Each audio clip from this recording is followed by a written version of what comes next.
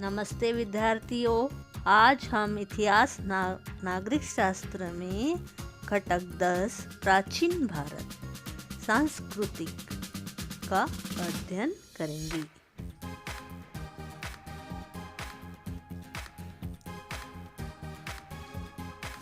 इस घटक में हम भाषा और साहित्य, जनजीवन, विज्ञान, शिक्षा के केंद्र, स्थापत्य और कला, इन मुद्दों का अध्ययन करेंगे।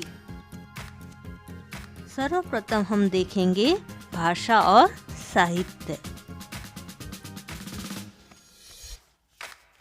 प्राचीन भारत में साहित्य लेखन पर थी। साहित्य का यह लेखन संस्कृत, अर्धमागधी, पाली और तमिल भाषाओं में हुआ। उनमें धार्मिक साहित्य, व्याकरण ग्रंथ, महाकाव्य, नाटक, कथा साहित्य जैसे बहुविध लेखन का समावेश है। अब संगम साहित्य का अर्धवान साहित्यकारों की सभाएं होता है। इन सभाओं में संकलित साहित्य संगम साहित्य है। यह साहित्य तमिल भाषा में सबसे प्राचीन साहित्य है। इस साहित्य में सिलप्पदिकारम और मणिमेखलाई प्रसिद्ध महाकाव्य है। संगम साहित्य के माध्यम से दक्षिण भारत के प्राचीन समय के राजनीतिक और सामाजिक जीवन की जानकारी प्राप्त होती है। अब हम देखेंगे धार्मिक साहित्य। इस साहित्य में आगम ग्रंथ, त्रिपिटक और भगवत गीता महत्वपूर्ण ग्रंथ है। जैन आगम ग्रंथ मागधी, सैनी और महाराष्ट्र जैसी प्राकृत भाषाओं में लिखे गए हैं। वर्धमान महावीर के उपदेश आगम ग्रंथों में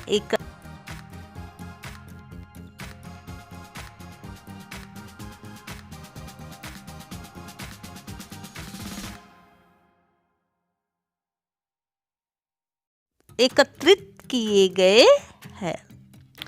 हमें महापुराण, चरित्र, कथा आदि साहित्य पाया जाता है। सिद्धवर्ण ने न्यायशास्त्र से संबंधित संहिता सूक्त नामक ग्रंथ प्राकृत भाषा में लिखा। विमल सूरी ने पौमचार्य नामक प्राकृत काव्य में राम कथा बताई है। हरिभद्र सूरी का समराइच्य कहा और उद्योतन सूरी का कुव्यमाला विशेष प्रसिद्ध है। त्रिपिटक में 3 पीटक है। पीटक का अर्थ है पेटी होता है। यहाँ उसका अर्थ विभाग है। त्रिपिटक पाली भाषा में लिखी है। उनमें 3 अलग अलग प्रकार के साहित्य समाविष्ट है। क्या तुम जानते हो, उत्तर भारत से महाराष्ट्र तक के प्रदेशों में प्रचलित अधिकांश भाषाएं प्राकृत तथा संस्कृत भाषाओं का विकसित रूप है। प्राकृत शब्द प्रकृत शब्द से बना है। प्रकृत का अर्थ प्राकृतिक अथवा नैसर्गिक होता है। प्राकृत लोगों के दैनिक व्यवहार में प्रचलित भाषाएं थी। प्राकृत भाषाओं का वर्गीकरण 4 समूहों पैशाची, शौरसेनी, मागधी और महाराष्ट्री में किया जाता है। महाराष्ट्री से मराठी भाषा विकसित हुई। इस प्रकार प्राकृत भाषाओं से मराठी जैसी आधुनिक भाषाओं का विकास हुआ। विकास होने की इस प्रक्रिया में इन भाषाओं के मूल स्वरूप में परिवर्तन हुए। उन्हें अपभ्रंश भाषाएं कहा। अपभ्रंश भाषाओं में से आधुनिक भाषाएं विकसित। ठीक है, अब हम देखेंगे ये जो त्रिपिटक पाली भाषा में जो लिखे गए हैं, इनके जो 3 अलग अलग प्रकार के साहित्य है उसका अध्ययन करेंगे। सबसे पहले हम देखेंगे पिटक, दूसरा है विनय पिटक और तीसरा है अभिधम्म पिटक। सुत्त पिटक, इसमें गौतम बुद्ध के उपदेश वचनों को एकत्रित किया गया है। इन वचनों को सुक्त कहते हैं। विनय पिटक, यह विनय शब्द का अर्थ नियम है। इसमें बौद्ध संघ के भिक्षुओं और भिक्षुणियों में कैसा आचरण करना चाहिए इसके नियम दिए गए हैं। अभिधम्म पिटक, इसमें बौद्ध धर्म के दर्शन को समझाया गया है। त्रिपिटक की व्याख्या करने वाले अर्थकथा नामक ग्रंथ प्रसिद्ध है। विदुषियों ने अपने अनुभव बताने वाले गाथाओं की रचना को थिरीगाथा नामक ग्रंथ में संकलित किया गया है। ये गाथाएं पाली भाषा में है। हिंदुओं का पवित्र ग्रंथ भगवत गीता महाभारत का ही एक अंग है। भगवत गीता में कहा गया है, फल की आशा न करते हुए अपना कर्तव्य करे। इसमें यह भी बताया गया है कि ईश्वर की भक्ति का मार्ग सबके लिए मुक्त है। ईस्वी सन की 8वीं शताब्दी में आद्य शंकराचार्य हुए। उन्होंने ज्ञान और वैराग्य बातों पर बल दिया।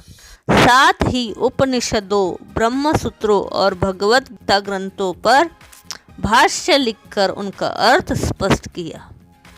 उन्होंने भारत की 4 दिशाओं बद्रीनाथ, द्वारिका, जगन्नाथपुरी और श्रृंगेरी स्थानों पर 4 मठों की स्थापना की।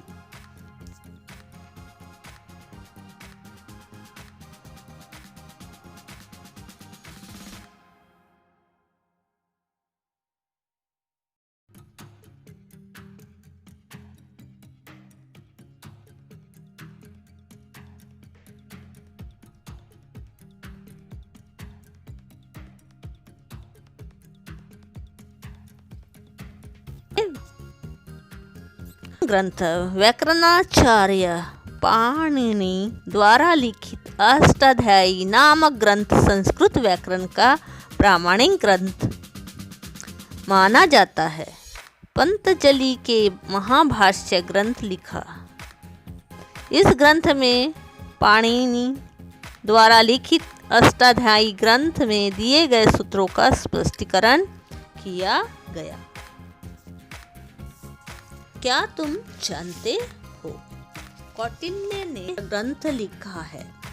इस ग्रंथ में राजा के कर्तव्य, मंत्रियों को चुनने के निकष, प्रतिरक्षा व्यवहार, सेना की संरचना, गुप्तचरों की योजना, कोष, कार्यालय की व्यवस्था, न्याय दान प्रणाली, चोरी की जांच पड़ताल, दंड के प्रकार आदि प्रशासन से संबंधित बिंदुओं पर सूक्ष्मता से विचार विमर्श किया गया है। अभिजात महाकाव्य। आर्ष और अभिजात महाकाव्य प्राचीन भारत के रामायण और महाभारत 2 आर्ष महाकाव्य है। आर्ष का अर्थ ऋषियों द्वारा रची गई रचना। रामायण महाकाव्य वाल्मीकि द्वारा रचा गया। रामायण की कथा के नायक श्री राम है। महाभारत महाकाव्य व्यास ऋषि द्वारा रचा गया है। कौरव और पांडव के बीच का युद्ध महाभारत का विषय है। महाकाव्य में श्री कृष्ण के चरित्र का वर्णन मिलता है।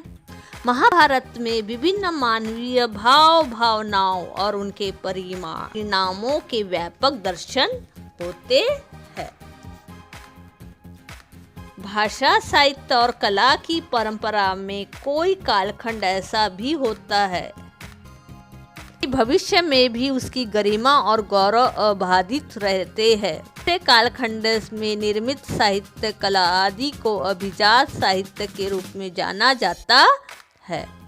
अभिजात संस्कृत भाषा में कालिदास द्वारा रचित रघुवंश और कुमार संभव भारवी द्वारा रचित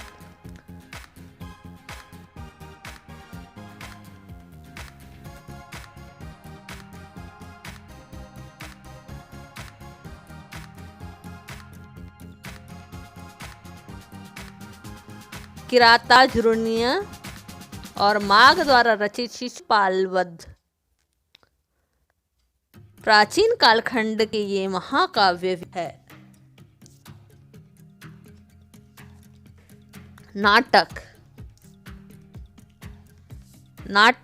गायन, वादन और नृत्य के माध्यम से किसी कथा को प्रस्तुत करने की परंपरा भारत में बहुत पुरानी है। प्रस्तुत चर्चा भरत मुनि के नाट्य शास्त्र ग्रंथ में की है।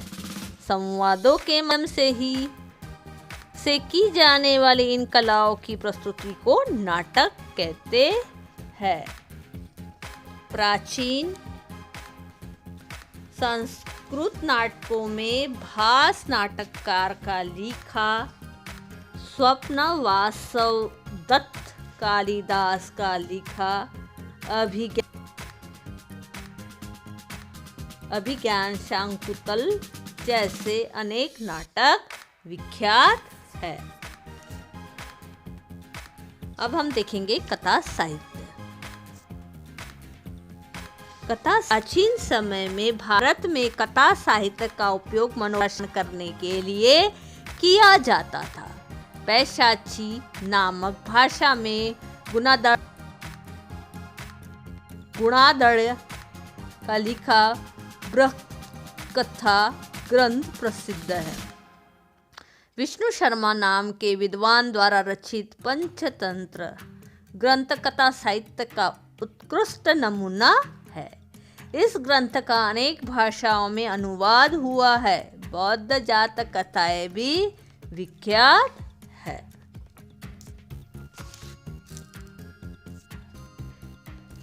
शेष भाग आगे के वीडियो में।